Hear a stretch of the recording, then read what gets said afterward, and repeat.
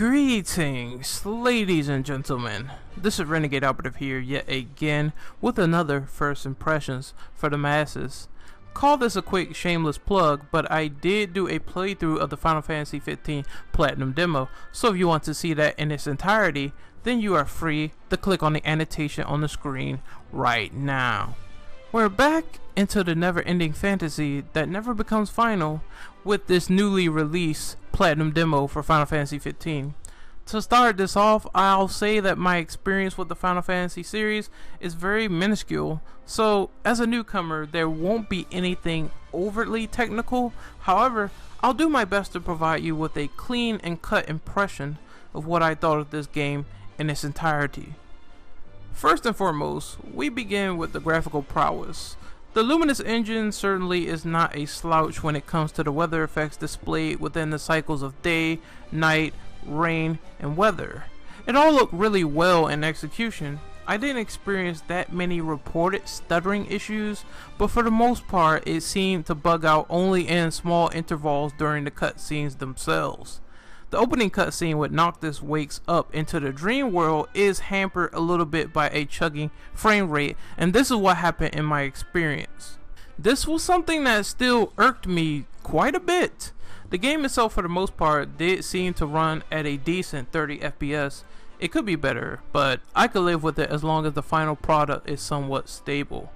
The characters, powers, and attacks in mid-flow looked really good in execution, though it does make me firmly question if this engine will hold up well during some of the game's more hectic fights with more enemies on the screen or bosses in regards to frame rate for the final version.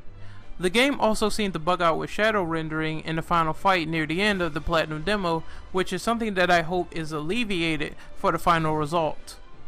The gameplay itself does appear to have a certain appeal. As someone who played Final Fantasy VII and Crisis Core back to back, I can honestly tell you that seeing Square Enix divulge into more action-oriented styles of combat caters to my interest as a hack and slash aficionado.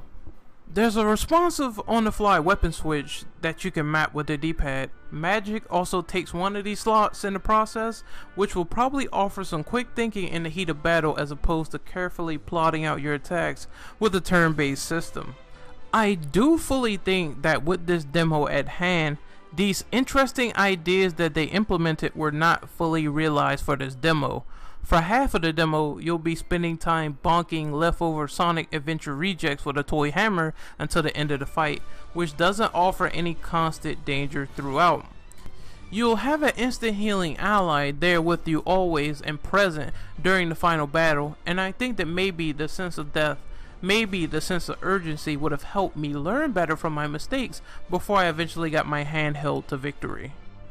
There's a dodge and new teleporting sword technique that can get you out of jams frequently, but when the end battle commences, you'll see that a distinct role-playing system will come into play.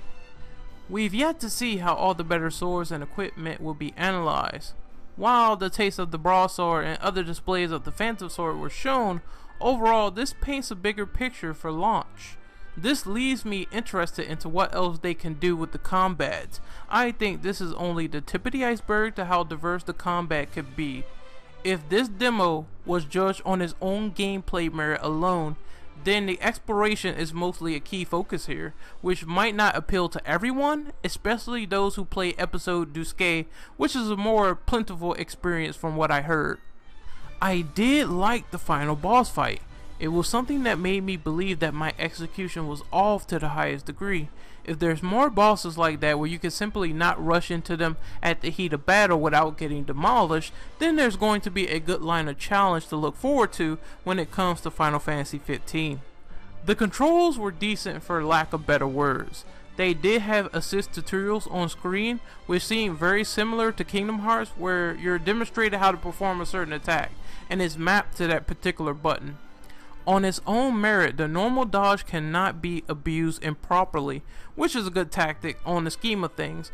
Once again, it's simple in execution, but it doesn't require more than 2 buttons just to get out of a dodge. The only thing that I thought was floaty was the lock-on movement. It just didn't feel faster. It didn't seem like you could snap in and snap out when maneuvering around the enemy. the sound design was quite comfortable. From its melodic to blood pumping battle tracks, there was certainly a leg up to be had there, and there was an emphasis on the effort placed in the music. The small issue that I had seemed to regulate to a lot of text on screen when we have fully fleshed out voice acting now. But for the most part, from what I heard, the English dub didn't leave much of an impressionable effect, but I'll reserve the brunt of that judgment until the full game drops to see what we have available. The sound effects sounded a little bit faint from my experience on the playthrough. It's like the music just overcompensates the sound effects just a little bit, though overall, this full experience of the sound was nothing out of the ordinary from what I gather. They just do need to scale the music back just a little bit because it does overcompensate the sound effects and voices. Well, as we get to the fun factor aspect, I'm sorry, this is going to be a huge disappointment. Unfortunately, this is just one of those experiences from the demo where you just play it once and you're done with it forever. Which is almost kind of funny considering the fact that this was going to be a huge open world and bigger in structure and nature. If Episode du Skate had a lot to play with, then I suggest you hold on to that demo until the main game drops.